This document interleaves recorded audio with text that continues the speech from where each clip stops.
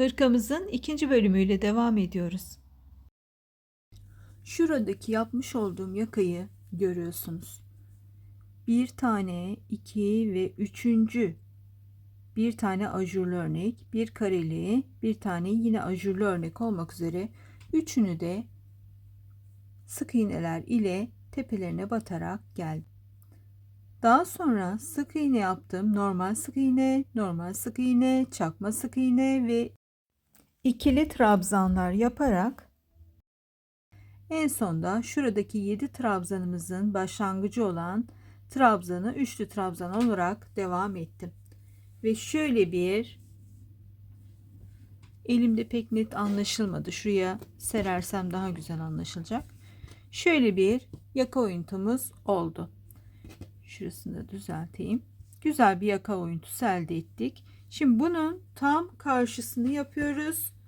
Ve onun için de ne yaptım? Hemen onu da sererek anlatmak istiyorum. Burada da ipimi şuradan bağladım ve geriye doğru giderek devam ettim örneğimi yapmaya. Burada yakamı kesme noktama geldim. Şurası da ön bölümümüz. Şimdi ben buradan bağladım. İstiyorsanız bu taraftan da bağlayabilirsiniz. Ama ben trabzanlarımın yönünün sağ ve sol beden yan yana geldiğinde birisi başka tarafa, birisi başka tarafa doğru olmasını istemediğim için devam eden bir örnekmiş gibi devam etsin ve göze batmasın istediğim için ipimi buradan bağladım ve sıram değişmeden devam ettim. Şimdi şuradaki oyuntuyu aynen buraya yapacağımız için geldim. 1, 2, 3 tane düz örülecek. Şurada da trabzanlarımızın boyları değişecek. İlk trabzanımı üçlü trabzan yaptım. Şuradaki 7 trabzanımın sonuncusuydu. İkinci trabzanımı ikili trabzan yapıyorum. Üçüncü trabzanımı ikili trabzan yapıyorum. Dördüncüyü çakma sık iğne yaptım. Beşinciye çakma sık iğne yaptım. Altıncıyı klasik sık iğne yapıyorum ve yedinciyi de klasik sık iğne yaptım. Şimdi burada böyle bir bölümümüz oluştu. Şuraya doğru diğerinde sık iğneler yapmıştım. Burada şu an bunu yapmayacağım. Daha sonra çevreyi sık iğne ile yaptığımızda burası da tamamlanmış olacak. Şimdi ben burada dönüyorum zincir çekmeden. Yuvarlaklığın yükselmesini istemediğim için zincir çekmeden dönüyorum ve aynen şuradaki işlemi tekrar edeceğim şimdi.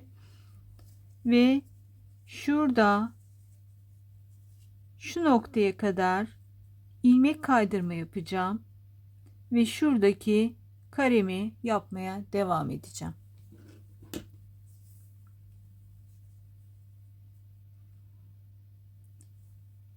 Burada sık iğnelerimin ve trabzanlarımın tepesine birer tane ilmek kaydırma yaparak yavaş yavaş örneğimi devam ettireceğim noktaya kadar ilerliyorum. 2, 4, 6 ve 7. diyeyim. 3 zincirle yukarı çıkıyorum. Ya da burada 2 ile çıkayım, daha güzel olacak. Yuvarlağım. Aynı noktaya üçlü trabzan yaptım. Ve devam ediyorum örneğimi örmeye. Bu noktadan sonra yakamız için artık yuvarlama işlemimiz kalmadı.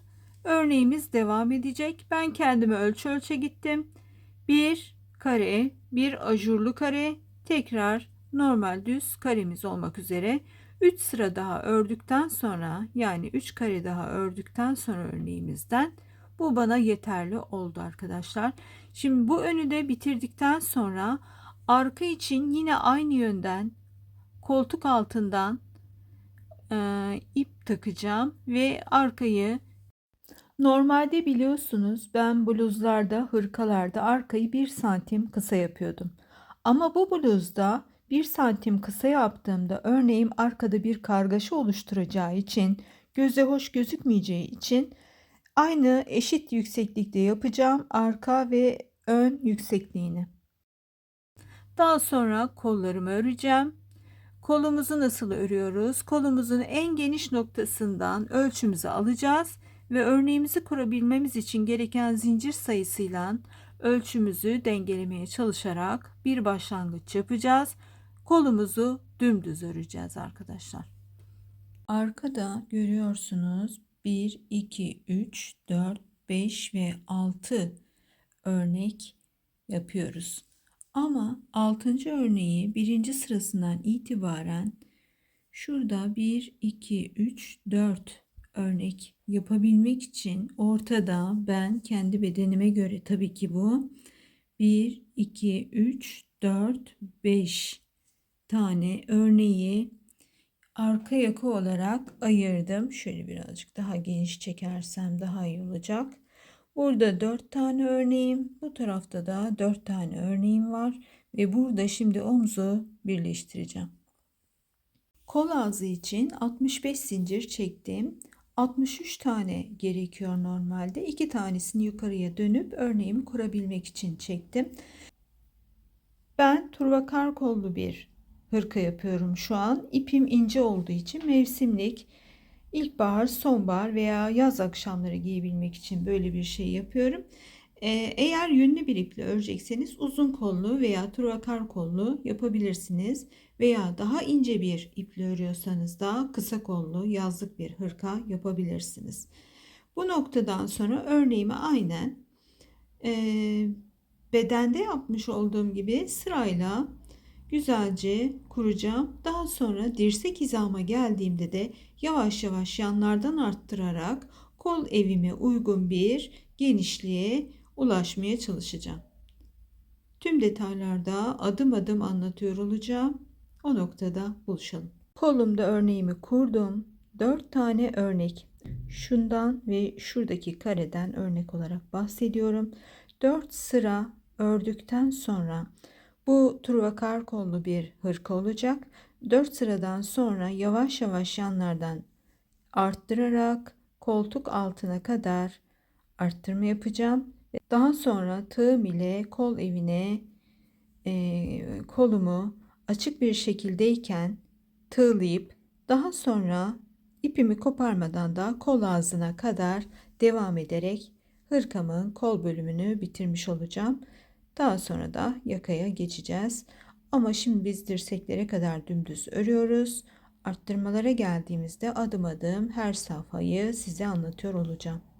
Şimdi geldim ben kolumda dirseğimin olduğu noktaya. Bu noktadan itibaren koltuk altına kadar güzel güzel arttırmalar yapacağız.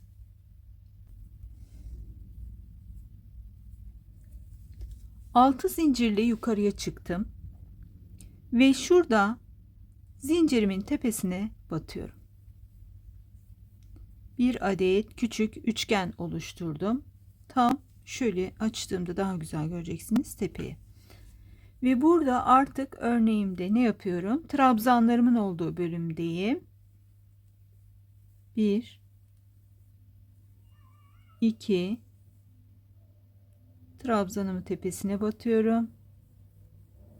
1 ikinci trabzanımı da yapıyorum. Ve diğer başa kadar örneğimi ajurlu bölümün üstüne trabzanlar, trabzanların üzerine de ajurlar yaparak devam ederek gideceğim. Şu noktada yine artışlarımız olacak. Burada buluşalım.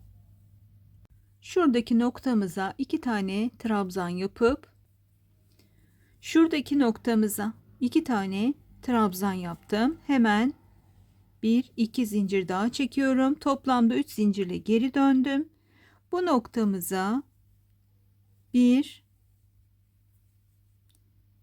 ve 2 tane trabzan yapıyorum. Baştaki zincirimle beraber şu an burada 3 tane trabzanım olmuş oldu. Devam ediyorum örneğime ve karşı tarafa kadar normal bir şekilde örüyorum. Şu noktada buluşalım. Köşemize geldik. Burada köşemiz artık daha belirgin bir halde. Bir örneğimiz daha oluşuyor ajurlu. 6 zincir çekerek dönüyorum ve aynı noktaya, zincir atmış olduğum noktaya batarak bir trabzan yapıyorum. 2 zincir çekiyorum. Trabzanımın tepesine batıyorum ve buradaki arttırmamızı da yapmış oldum.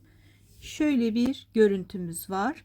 Yine diğer tarafa kadar aynı şekilde öreceğim ve buradaki arttırmamızı göstereceğim. Evet, bu tarafa kadar geldim. 3 tane trabzanımı yaptım alttaki trabzanların tepesine. Yine tığımı doluyorum ve burada aynı noktaya batarak bir trabzan daha yapıyorum. Şöyle tam yerine batarsam daha düzgün olacak. Evet. Bir trabzan daha yaptım. 1 2 3 4 5 ve 6 zincirle geri dönüyorum.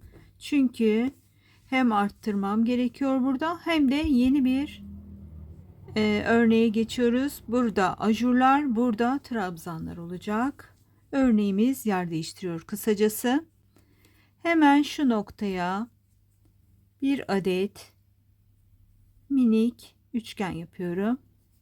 6 zincir çektim, bir trabzan yaptım ve üçgenimi oluşturdum.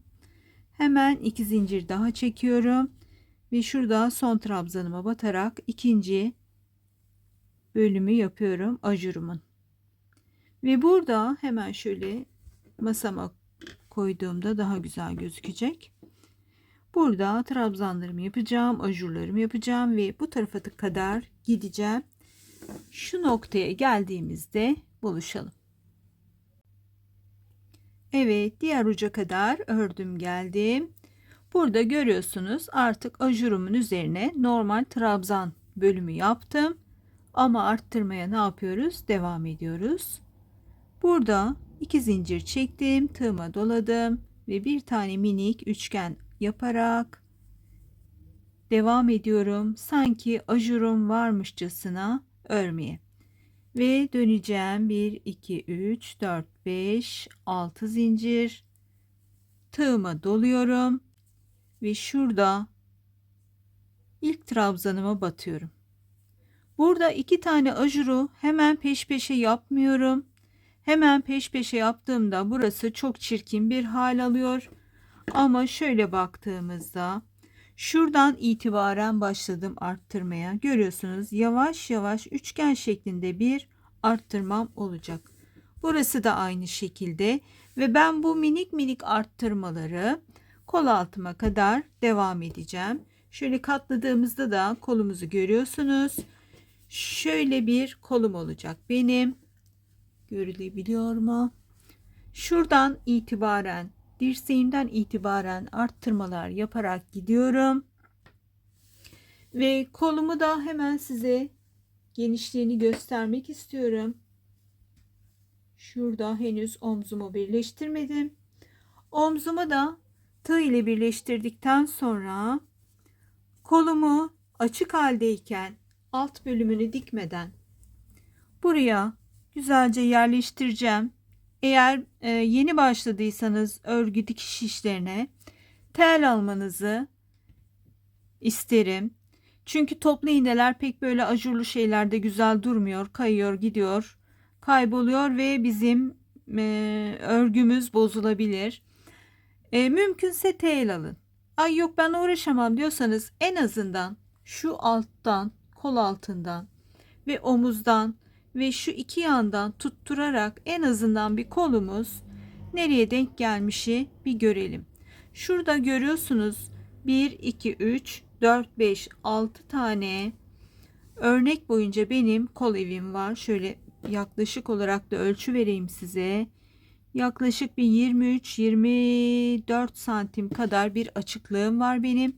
Buradaki arttırmalarım da o noktaya gelene kadar, yani toplamda 24 ise 48 santim oluncaya kadar minik minik arttırmalarla kol evime. Şurada bizim bir sık iğnemiz vardı, hatırlıyorsunuz. Şöyle bir miktar gelmiş. Daha sonra da yakamızı yuvarlamıştık. Oradan devam ederek ipimi şuradan bağladım. Ve devamında sık iğnelerim gayet devam eder bir şekilde arada kopukluk olmadan yakada, önlerde ve etek ucunda devam ederek sık iğnemi yaptım. Ve daha sonra da şurayı sökeyim, ben yeniden göstereceğim şimdi size. Aynı ipin farklı bir rengiyle göstereceğim. Daha sonra da şöyle sık iğnemizin üzerine de bir sıra tığlama yaptım. Bu tığlamamız da güzel oldu. Sık iğnemiz böyle gözüküyor. İstiyorsanız böyle de bırakabilirsiniz. Ama tığlamamız tabii ki daha güzel gözüküyor. Şöyle birazcık da yaklaştırayım. Nasıl yaptık efendim bu tığlamamızı?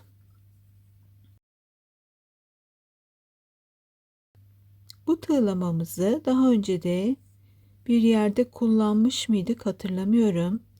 Ben birkaç yerde kullandım ama kanalda yaptım mı bilemeyeceğim. Şimdi buradan bir yerden ipimizi bağlamıştık.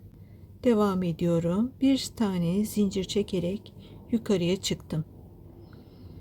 Ve şurada tığımda bir ilmeğim var. Zincirin içinden geçiyorum. İkinci ilmek oluyor tığımda. Ve bir sonraki sık iğnenin içine batıyorum. Bir ilmek çıkarıyorum. Üçünü birden alıyorum. Yeniden göstereyim. Son sık iğnemin içinden geçtim.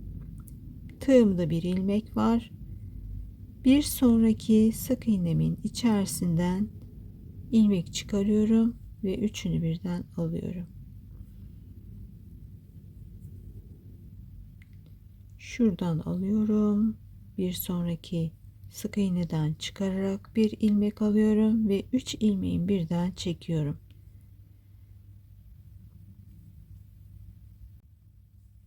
Şöyle bir görüntümüz oluşuyor. Şimdi ben bunu tabii ki söküp şuradaki hırkamın kendi ipiyle devam edeceğim ve şu noktada bitireceğim. Daha sonra kollarımızı takacağım ve kollarımızın alt bölümünü ördükten sonra kol ağzına da bu işlemi yapacağım. Kollarımızı beraber takacağız. Kol ucundan bir miktar ördükten sonra her iki taraftan da görüyorsunuz. Yavaş yavaş arttıra arttıra bir V şeklinde artış gerçekleştirdim. Şurada bir adet örneğimiz sığdı. Hatta biraz daha yandaki örneğe de geçmiş bulunuyorum. Burada da aynı şekilde bir örneğimiz oluştu arttırdıktan sonra ve ikinci bir örneğe geçmiş bulunuyorum. Şurası da kolumun tam ortası. Şurada işaretimi aldıktan sonra bir miktar daha arttırmam gerekiyor ki şöyle birazcık da uzaktan çekeyim. Şurası şuradan itibaren koluma tam denk gelsin ve güzel bir şekilde kullanabileyim bu hırkamı. Bir örgüde teller yapılıyorsa, işaretler alınıyorsa, artışlar söke söke, söke söke, söke söke yapılıyorsa sonunda güzel bir şey ortaya çıkıyor. Çıkmasa ne mi olur? Baştan sona çok örgü ve dikiş söktüğüm olmuştur. Baştan sona hepsini kestiğim olmuştur. Bunu bildiğim için de bayağı bir uğraşıyorum. Hırkamızda sadece omuzlarda ve kol evlerinde ve kolun alt bölümünde dikiş olacak. Yanlarda, bedenimizin yanlarında biliyorsunuz birleşik ördüğümüz için dikiş yok. Omuzları sık iğne ile birleştirdim. Ve şimdi geldik kolumuzu da kol evine yerleştirmeye. Hırkamızın tersindeyim şu an. Kolumu da açık bir şekilde yerleştireceğim. Daha kolay oluyor böyle. Hangisi kolayınıza gidiyorsa. İster kol altını dikip daha sonra kol evini yerleştirin. İster açık şekilde yerleştirip daha sonra kol altını dikin. İkisi de uyar ama ben bazen böyle bazen öyle yapıyorum. Hem yeni başlayanlar için de fikir olsun istiyorum. Kolumu ikiye katlayarak kol ortasında bir adet işaret aldım ve bu işaret tam olarak şöyle bakıyorum, kolumun da tersindeyim. Hemen şuradaki bölüme bunu denk getirerek şuradan başlayarak şuraya kadar sık iğne yapacağım. Eğer burayı tutturmak istemiyorsanız ben tutturmanızı tavsiye ederim. Bir iğne iplikle veya bir çatal iğneyle veya toplu iğneyle, ama toplu iğne örgüde çok kayıyor. Bunu da söyleyeyim size. Şuradan başlayıp buraya kadar, buradan tekrar başlayıp kol altına kadar gidebilirsiniz. Veya ben şimdi buradan benim başladığım gibi şuradaki ipimizde görüyorsunuz bizim kol evimizin tam orta bölümü. Buradan başlayarak omuza, omuzdan da tekrar aynı noktaya kadar gideceğim. Şöyle bu noktada da kolumu ikiye katlayıp ipimi koparmadan kol altını birleştireceğim. Kol ağzına geldiğimde de burada kolumu çevireceğim tersine ve önce sık iğne, daha sonra da şu bizim bluzumuzda yanlarda yapmış olduğumuz şu süslemeli kenar tığlamasını yapacağım ve diğer kolumu da bitirdikten sonra hırkam bitiyor. Hırka bittikten sonra da tüm detaylarını size anlatıyor olacağım. O noktada görüşelim. Evet, geldim efendim, hırkamın detaylarıyla karşınızdayım. Şimdi beraberce yeşil ajurlu hırka olarak nitelendirdiğim ve buradaki kadar uzun olmayan, benim tam kalçalarımda bitti arkadaşlar. Şöyle bir truvakar kollu hırkamız var. Şuraya da ekleyeyim.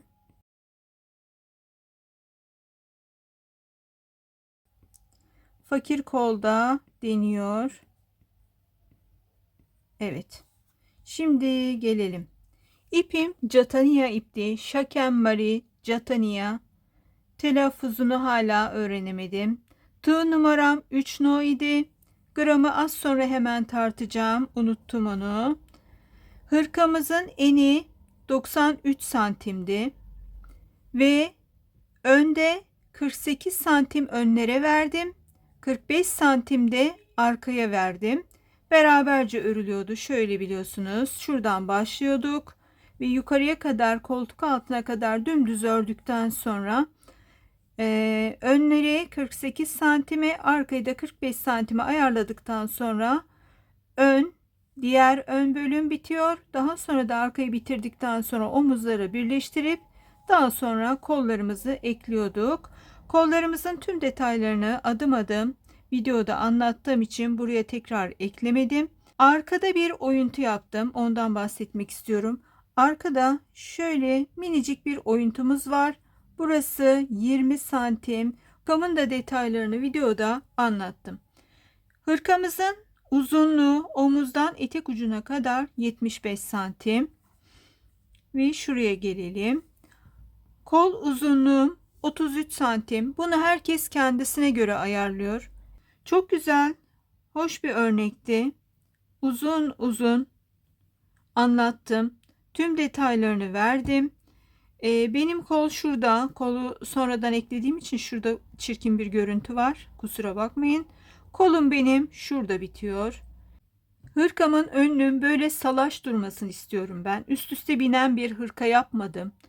Eğer istiyorsanız şu bölüme lastik yaparak burayı üst üste binen bir hırka şekline getirebilirsiniz. İlikler açarak düğme dikebilirsiniz. Çıt çıt yapabilirsiniz. 420 gram ip kullanmışım arkadaşlar. Kaç beden derseniz 38 beden. Burada hemen geliyorum. Eğer bedeninizi büyütmek istiyorsunuz arkadaşlar. Şimdi bizim bir tane küp, bir tane de ajur bölümümüz vardı. Toplam 6 santim. Ona göre ya bir küp ya ikisini de, ya 3 tane bir küp, bir ajur, bir küp veya istediğiniz kadar zincirinize göre bedeninizi büyütüyorsunuz. Bu 38 beden bir hırka oldu. Tüm anlatacaklarım bu kadardı. Şuraya da fakir yazmışım. Fakir yazıp kalmasın. Fakir. Hemen düzeltelim şurayı. Fakir kollu hırkamız. Modelimiz böyleydi. Sayfayı da şöyle hemen karşınıza getireyim. Resmini çekmek istiyorsanız şöyle de ortalayayım sayfamı. Dilerim hoşunuza giden, işinize yarayan bir model olmuştur. Çok teşekkür ediyorum. Hoşça kalın.